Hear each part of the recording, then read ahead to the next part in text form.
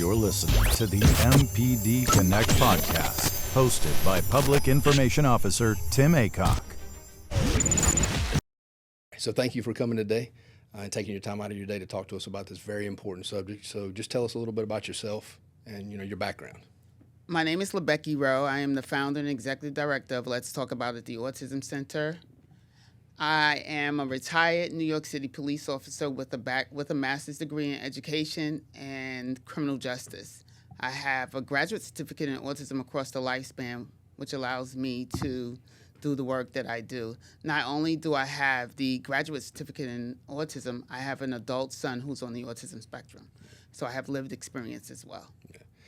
And I know everybody kind of hears the autism word a lot and that tag on certain, things or people that they may be suffering from that condition. But what is autism? Tell us a little bit about kind of the basics of, what it is and how it works, basically. So I don't like to use the word suffering because when we say suffering, it seems like, it's like it's no end. Right. When in fact, we want to give parents hope whose children are diagnosed with autism. So I would say autism is a neurological condition that affects communication, repetitive behaviors, communication, and also like social skills. Right. Okay. So that affects their social skills. It affects their social skills. Of course, a lot of us now we hear, the things that, different levels of being on the spectrum. And tell me if I'm not using the right or proper terminology, but, I'm sure there's different severities within different people of how that affects them worse. Right. And so you have 3 levels of autism. And sometimes when people think about autism, when you say, I have a kid that's diagnosed with autism, they automatically look down at their shoes. When in fact, we have children or adults who are thriving in our communities who are diagnosed with autism. They're out here driving, they're living on their own, they're working in our community, and we have to know that there are different levels to autism and not just think about the nonverbal person that has autism or the person who has the behaviors. Because a lot of our adults, we have 5 million adults who are diagnosed with autism in the U.S. So that means that they're out here. And how will you know when you encounter them? Right. So what do you say to families, say they have I should ask you first, what's the age, is there a certain age range when it affects most people? So most kids are diagnosed by the age of 8, usually, especially boys. However, you can tell if there are you can tell if there are symptoms. And when you think about symptoms, you're looking at behaviors. So there may be that lack of eye contact. It might be the sensitivity to noise and light. And you may see some repetitive behaviors like playing with the same car over and over again, or maybe spinning the wheels on a truck rather than rolling it. You have all those things. But girls, it's kind of hard to tell in girls sometimes. So girls are diagnosed later in life, and sometimes they diagnose themselves because they're more outgoing, more social. Okay. So, say you're a parent and you see your child doing some of these characteristics and you think that could be signs of symptoms of that. What is the best route for them to take? Do they go straight to their regular physician? Do they seek out specific services or resources directly to try to get that diagnosed quicker, to get that evaluated? Well, you can go to your primary care doctor, your pediatrician, and you can say, these are the things that I'm noticing with my child. And your pediatrician can make the call, but if you feel like there's more, just keep following up. Don't stop. Is that a big issue usually, like statistically, if is it misdiagnosed a lot, or is that kind of a common thing? Because we want to see, sometimes, we want to see kids grow. The kids might be 2 and 3 years old, and we may say that's normal behavior, so let's just wait. And that's what we find sometimes. But we don't want to always do that. Because if you as a parent are noticing something, it's a good chance that you may be right. I got you. And it's always better to check to be safe. Right. Sorry. So what do you say to an officer that may be watching or listening to this podcast of, if they're out in public? I mean, we have, some limited training, but it's never where it needs to be, of course, with that kind of type of thing. What do you say to those officers that may be watching or listening now to kind of give them a little bit of general education on things they could look for when they deal with someone with autism, or is it hard to do that because of the level they may be at, and how do they handle those situations? I would say to the police that you have a gut feeling. So we all have that feeling, and we know that something is amiss. And so what do? We have to remember our tone, our approach, the energy that we bring when we are asking someone to stop, right? They may fit a description that may have come over the radio. They may not be the person, but they fit the description. So we want to watch the approach, because when you approach someone with autism, it's fight or flight, right? So now I'm afraid. I don't know what to do. The lights, the noise, the lights, those are all things that are bothering me. And this person is asking me, what's my name? So I might say, what's your name? Who are you? Why are you stopping me? And you may be able to tell by the glaze in my eyes that it's autism, right, or the behaviors, right? So the person with autism may, like I said, they may try to run. They may ask you, why are you stopping me? What's going on here? I didn't do anything. Those things. And I would say also, when you think about me, I have to process what you're saying. And if you're telling me to do 4 and 5 things at one time, for me, it's which one do you want me to do first? Right. So you give the command, you ask them to stop. And sometimes if you can identify this person, they might start flapping, right? They might start running back and forth. They could start jumping up and down. Mm-hmm. I think for females, and even for some guys, they may just keep talking. Okay. Right? Because I'm verbal. Right. I'm afraid, and I just may keep talking because that's my defense. Right. That's kind of like a coping mechanism to calm them down. Right.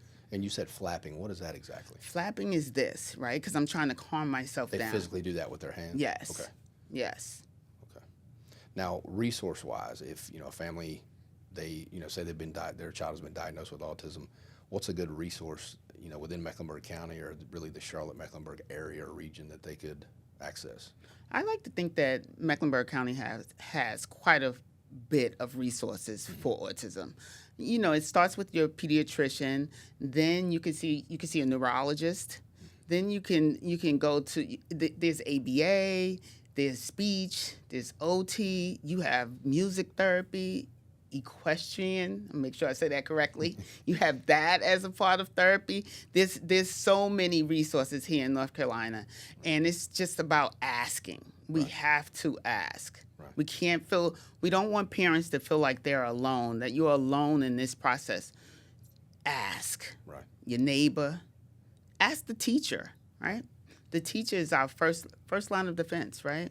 When we are wary or we are unaware or we feel like we've reached our limit.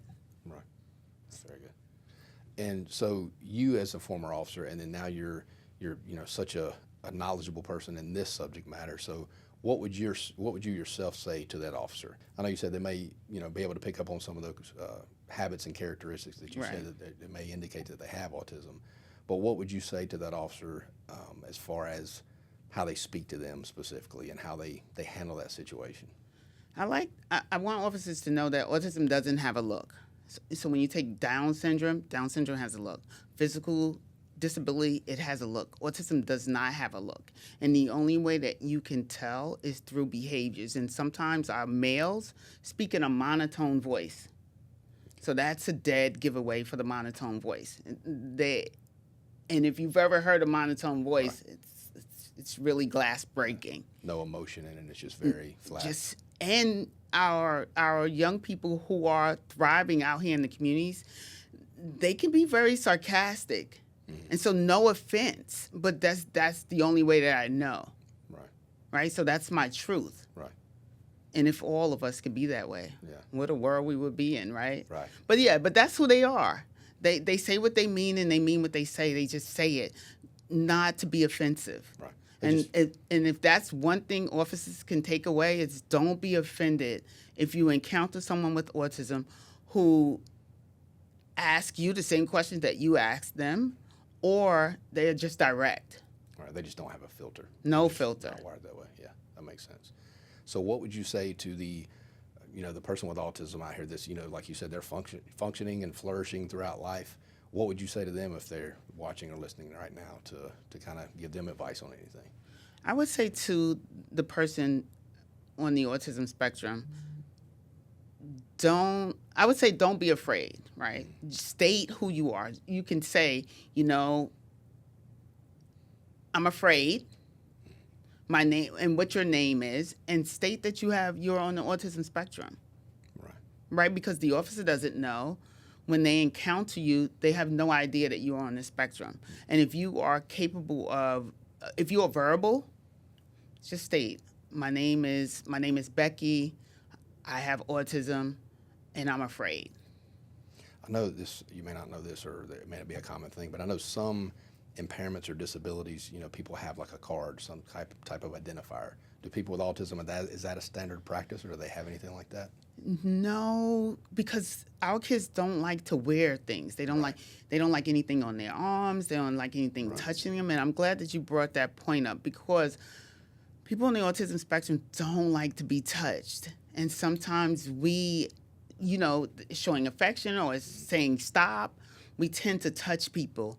And some folks with autism do not like to be touched. Yeah, so that's the thing. If you see those symptoms and characteristics, yes. If you notice the glaze in the eyes, like maybe they are looking straight ahead, the eyes are piercing, or it's like a deer in headlights, or they're standing there and they're rocking, or they're going like this. They're really nervous. You can't tell.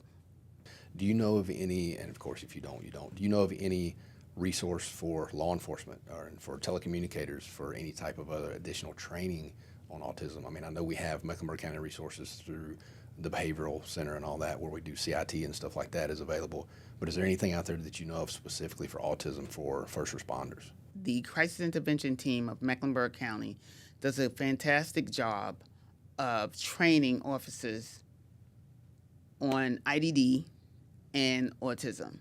And I know that some of the disabilities that they may cover are different from autism, but if you ever want training on autism, our organization, we provide that service. Okay, and what's that organization? Let's Talk About It, the Autism Center. So in general terms of just stigma, what's the biggest stigma in society, or, in America, I guess, about autism? That everyone is the same.